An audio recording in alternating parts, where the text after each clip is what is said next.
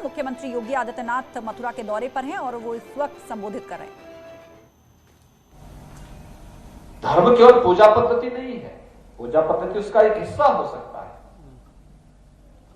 और इसीलिए हमारे यहां तो यही कहा गया है, कामे दुख तप्तानाम प्राणी नामार्थ नाशनम, यानी एक ही कामना होती है। हम हर भारतीय की एक ही कामना थी। एक सन्यासी, एक योगी अपने आप को इस बात के लिए समर्पित करता है, मुझे ईश्वर का वैभव प्राप्त हो, ये उसकी कामना नहीं होती। मुझे राजपाट प्राप्त हो, ये भी उसकी कामना नहीं होती है। मुझे अच्छा धन और ऐश्वर्य मिल जाए, ये भी नहीं उसकी इच्छा होती है। परिवार से वह संपन्न हो जाए, सुखी हो जाए, ये भी उसकी इच्छा नहीं होती है। इच्छा क्या होती है? मानवता के कल्याण के लिए मैं अपने आप को समर्पित कर सकूं। और कामी दुख तप्तानाम प्राणी नामार्थ नाशनम, प्राणी मात्र के कल्याण के लिए मैं अपने आप को समर्पित कर सकूं, इस भाव के साथ, सेवा के इस पवित्र मिशन के साथ, रामकृष्ण मिशन इसके साथ जुड़ा हुआ है। और रेल विकास निगम लिमिटेड जैसी संस्थाएं जब इस कार्यक्रम के साथ जुड़ती हैं तो ये कार्य और तेज गति से आगे बढ़ता हुआ दिखाई देता है।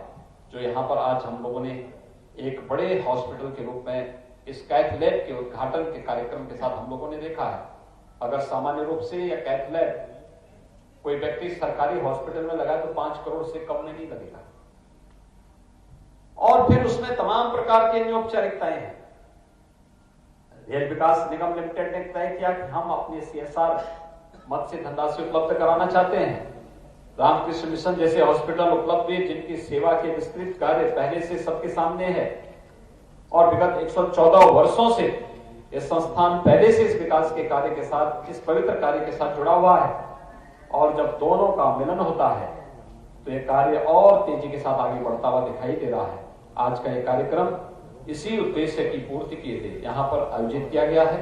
मैं रामकृष्ण मिशन से जुड़े हुए जितने भी यहाँ पर हमारे पूज्य संत जन आए हैं, यहाँ पे बेलोर से भी, बेलोर मठ से आए हैं स्वामी बलभद्रानंद जी महाराज, यहाँ वृंदावन के ही हैं स्वामी सुप्रकाशानंद जी महाराज, अध्यक्ष और प्रबंध निदेशक हैं रेल विकास निगम लिमिटेड के श्री प्रदीप कौर जी, और यहाँ के हमारे माननीय जनप्रतिनिधिगण हैं, सभी अन्य पदाधिकारी यहाँ पर हैं।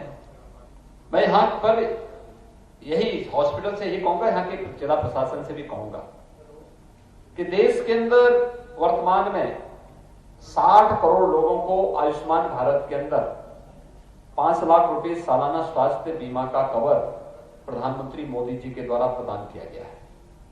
आयुष्मान भारत के इम्पैनल सूची में यह हॉस्पिटल भी होना चाहिए और इसके लिए अभी से तैयारी होनी चाहिए। हॉस्पिटल प्रबंधन भी इसकी तैयारी करे और जिला प्रशासन भी इसकी तैयारी करे। एक कॉमन मैन को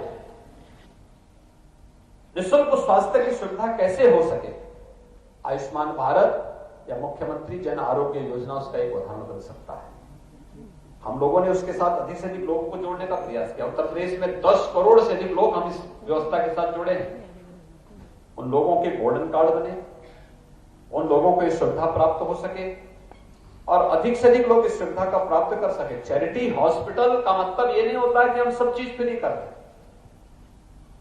लेकिन सही, सस्ती और विश्वसनीय स्वास्थ्य सुविधा ये चैरिटी का उद्देश्य है। और सही, सस्ती और विश्वसनीय स्वास्थ्य सुविधा का एक प्रमुख केंद्र यहाँ पे रामकृष्ण मिशन का यह हॉस्पिटल एक उदाहरण के रूप में हम सबके सामने है। और आयुष्मान भारत की योजनाएं अगर इसके साथ जुड़ जाएंगे तो सामान्य खर्चे हैं हॉस्पिटल के, वह वहां पे शासन उन्हें उपलब्ध कराता रहेगा। दूसरा, मुख्यमंत्री जैसे यहाँ पे एंजियोप्लास्टी की सुविधा उपलब्ध करवा रहे हैं, पेसमेकर की सुविधा है, तो अगर मुख्यमंत्री सहायता कोष को भी इसके साथ जोड़ दें, जिला प्रशासन इसके बारे में कोई व्यवस्था कर लेंगे, तो बहुत सारे लोगों को हम सुविधा, आयुष्मान भारत, मुख्यमंत्री जन आरोग्य योजना और मुख्यमंत्री राहत कोष की सुविधा के साथ में ढेर सारे लोगों को यहाँ पर हम डायलिसिस की फैसिलिटी के साथ साथ पेसमेकर, एंजियोप्लास्टी या अन्य तमाम प्रकार की बीमारियों में उन्हें राहत देने में सरकार मदद कर पाएगी। और हॉस्पिटल का जो बचत होगा वो उसके एक्सपेंशन में और अन्य बेहतरीन सुविधाओं को आगे बढ़ाने में मदद कर पाएगा। आज के इस अवसर पर मैं रामकृष्ण मिशन को इस पूरे अभियान को आगे बढ़ाने के लिए हृदय से अभिनंदन करता हूं, उन्हें धन्यवाद देता हूं। और उन्हें इस बात के लिए आश्वस्त करता हूं वे अपने इस मिशन को और तेजी के साथ आगे बढ़ाएं। आपके पास 300 बेडेड हॉस्पिटल है, आपको यहां पे नर्सिंग कॉलेज की प्रक्रिया को भी आगे बढ़ाना चाहिए। जीएनएम के बाद अब बीएससी नर्सिंग की प्रक्रिया को आगे बढ़ाना चाहिए। देखिए 100% बालिकाओं के लिए प्लेसमेंट की गारंटी देता है और ये सेवा का भी एक माध्यम है। अधिक से अधिक इस क्षेत्र की बालिकाएं यहां पर इस क्षेत्र में पारंगत होंगी, आगे बढ़ेंगी, अपनी सेवाएं देश को, दुनिया को, मानवता को देने में आगे बढ़ पाएंगे। और नर्स दोनों, मेल फीमेल दोनों हो सकती है, हमें सुविधा दे सकते हैं। यह हॉस्पिटल पर और संस्थान पर निर्भर करता है कि किस प्रकार की सुविधा देना चाहता है।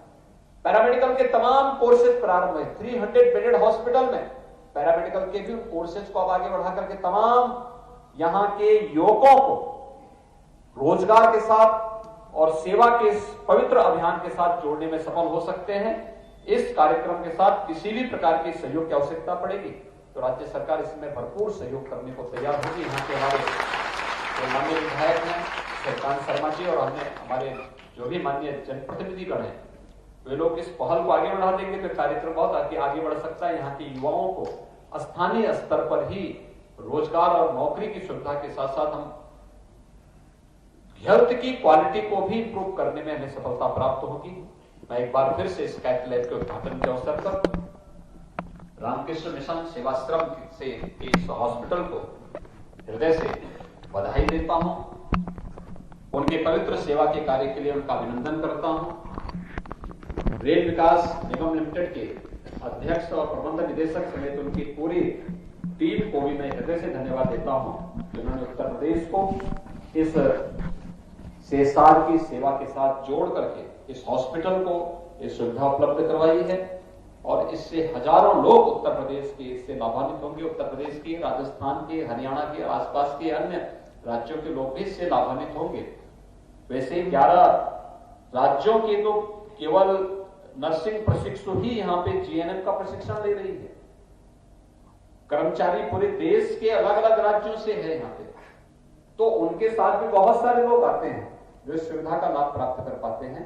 और मुझे विश्वास है कि हम लोगों के सीएसआर का यह अभियान भी और सेवा का अभियान भी निरंतर आगे बढ़ता रहेगा और उस पवित्र भाव के साथ हम जिस पवित्र भाव